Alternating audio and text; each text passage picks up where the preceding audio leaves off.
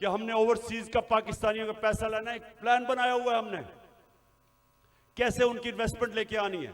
तो ये पूरा एक प्लान बनेगा कि कैसे गवर्नेंस सिस्टम ठीक करनी है। 3.5 साल में हमें पड़ी, शुरू में तो हमें समझ ही नहीं थे कि क्या हालात है। तो इंशाल्लाह एक तो वो पहले, फिर दूसरा हमने पाकिस्तान के अंदर लॉन्ग टर्म, मिडिल और लॉन्ग टर्म प्लानिंग, एक्सपोर्ट्स, एक पूरा मुल्क को लगाएंगे एक्सपोर्ट्स के ऊपर। एक्सपोर्टर्स को वीआईपी बनाएंगे। जो मुल्क में डॉलर चीजें बेच के डॉलर लेके आएगा उनके लिए सहूलतें देंगे। हमने दी थी और इसकी वजह से हमारी रिकॉर्ड एक्सपोर्ट्स थी जब हमारी गवर्नमेंट गिराई गई है। तो फिर एक्सपोर्टर्स को जब तक आप उनको वीआईपीज नहीं बनाएंगे, जिस तरह ईस्ट एशिया में बनाया था, जिस तरह इंडोनेशिया, मलेशिया, ये चाइना ने जब तक नहीं किया, एक्सपोर्ट्स नहीं बढ़ेंगी। हम तवज्जो नहीं दी कभी उसके ऊपर। फिर आईटी, हिंदुस्तान की 140 अरब डॉलर की आईटी एक्सपोर्ट्स है, हमने कभी तवज्जो ही नहीं दी। हमने जब दी थी तो 2 सालों में 70% हमारी आईटी की एक्सपोर्ट बढ़ गई थी। उनको हमने उठाना है क्योंकि फ्यूचर टेक्नोलॉजी का है। तीसरी चीज टूरिज्म, पाकिस्तान के पास कभी हमने तवज्जो नहीं दी। ये मुल्क, और हमारी बदकिस्मती के 2 साल कोविड हो गया, कोरोना हो गया, उसके बाद टूरिज्म खत्म हो गई। तो इंशाल्लाह अल्लाह ने मौका दिया, कैसे टूरिज्म उठाएंगे। उसके अलावा हमने कभी तवज्जो ही नहीं दी मदनियात पे, मिनरल्स पे। वो इसलिए क्योंकि वो सूबाई सब्जेक्ट बन गया है, सूबों के पास कैपेसिटी नहीं है। तो इस वक्त पूरा जोर लगाएंगे कि कैसे हमने पाकिस्तान के, और यह बहुत अल्लाह ने नेमतें बख्शी हैं मदनियात में, लेकिन हमने तवज्जो नहीं दी। उससे भी हम डॉलर पाकिस्तान में आ सकते हैं। फिर इंडस्ट्री को, और खास तौर पे स्मॉल मीडियम इंडस्ट्री, ये हमने शुरू की थी। और मुझे फख्र है कि हमारी 17 साल के बाद सबसे ज्यादा इंडस्ट्री बढ़ रही थी, जो आज फिर बंद हो गई है। तो वो उसके ऊपर, और स्मॉल और मीडियम जो छोटा इंडस्ट्री है उसके ऊपर हमने पूरा प्लान बनाया हुआ है।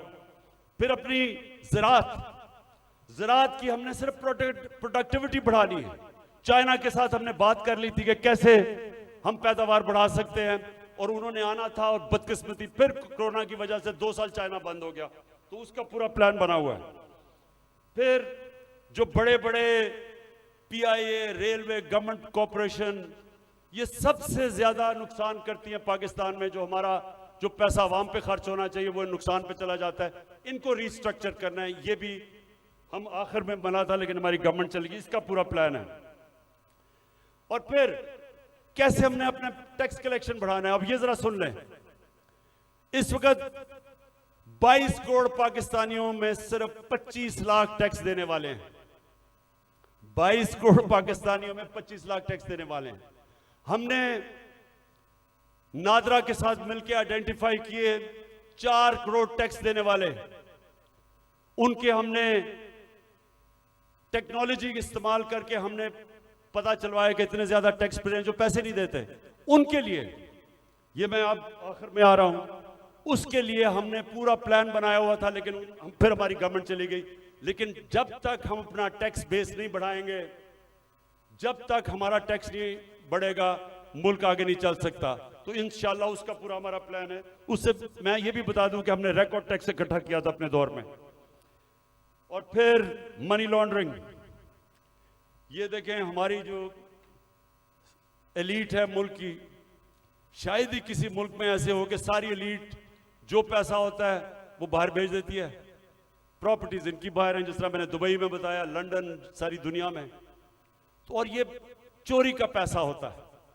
तो जब तक हम इसको कंट्रोल नहीं करेंगे, और ये होगा रूल ऑफ लॉ से, जितना हम अपना कानून तकड़ा करेंगे, हम इतना पैसा हमारा मुल्क से बाहर चला जाता है, डॉलर्स बाहर चले जाते हैं चोरी के, हमने वो रोकना है। आखिर में इस दौरान जो मुश्किल वक्त है, आज कमजोर तबका हमारा पिस गया, तनख्वाहदार हमारा पिस गया महंगाई की वजह से। तो हमने जो चीजें शुरू की थी उसका मैं आपको बता दूं कि सबसे पहले हमने हेल्थ कार्ड, जो हेल्थ इंश्योरेंस थी, कि हर लोगों के लिए 10 लाख रुपए के लिए हेल्थ इंश्योरेंस हर खानदान के लिए किसी भी अस्पताल में अपना इलाज करवा सके, वो सबसे ज्यादा जो बंद किया गया कई जगह के ऊपर, वो फिर से हम शुरू करेंगे। क्योंकि ये आजकल के दिनों में, महंगाई के दिनों में, एक बीमारी हो जाती है घर में, सारा घर मकरूज हो जाता है। तो जो हेल्थ कार्ड है वो हमारा पूरा इनिशिएटिव है और इंशाल्लाह वो नंबर 1 होगा कि हमने अब लोगों को कैसे तहफ़्फ़ुज़ देना है, सोशल प्रोटेक्शन कैसे करनी है। दूसरा, हमने सानिया निश्चित ने एक जबरदस्त प्रोग्राम निकाला है और वो है हमने अब राशन देना है लोगों को। वो कैसे करना है? हमने अब पूरा डेटाबेस बनाया है। हमने देखा कि कौन कौन से खानदान, उनकी इनकम कितनी है जो मुश्किल में है, तो इसको कहते हैं टारगेटेड सब्सिडी। पूरा प्लान ये है कि उनको डायरेक्ट हम पैसा देंगे ताकि जो गरीब लोग हैं, उनको, जो कमजोर हैं, जो मुस्तक हैं, उनको डायरेक्ट पैसा मिले। आजकल के मुश्किल दिनों में उनको खाने पीने की इतनी चीजें महंगी हैं, तो एक ये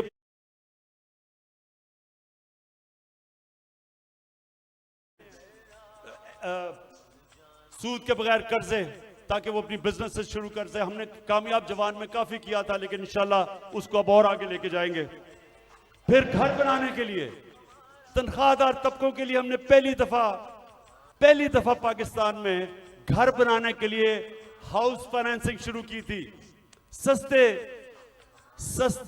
सूद के ऊपर कर्जे, यानी अगर, क्योंकि कैश तो लोगों के पास होता नहीं है, लेकिन जितने पैसे लोग किराए पे दे रहे हैं वही किस्त बन जाए और उसी में घर उनका हो जाए। तो ये हमने पूरा स्कीम शुरू की थी, फिर से करेंगे, क्योंकि तनख्वाहदार लोगों के लिए अपना घर बनाना नामुमकिन है, वो फिर से शुरू करेंगे। फिर कच्ची आबादी, इतनी ज्यादा कच्ची आबादियां हो गई हैं। हमने आखिर में ये प्रोग्राम बनाया था क्योंकि टाइम लगा डेवलप करने में।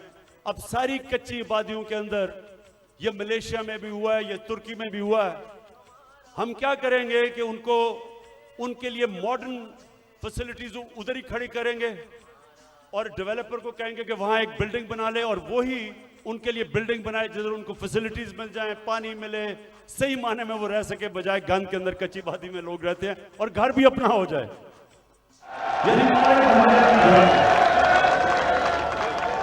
ये मेरा बड़ा देर से प्रोग्राम था, इस्लामाबाद में हम शुरू करने लगे थे, लेकिन देर हो गई। बाजवा साहब को इमरान खान बड़ा खतरनाक लग रहा था, इसलिए उसने काम कर दिया। उसके बाद हमने कैसे लोगों को रोजगार देना है। अगर ये फैसला आपके पास वो रेडी वालों के लिए जो हमने किया था, वो जरा दिखा दें लोगों को। हमने फैसला किया कि देखें, हम रोजगार तो दे नहीं सकते लोगों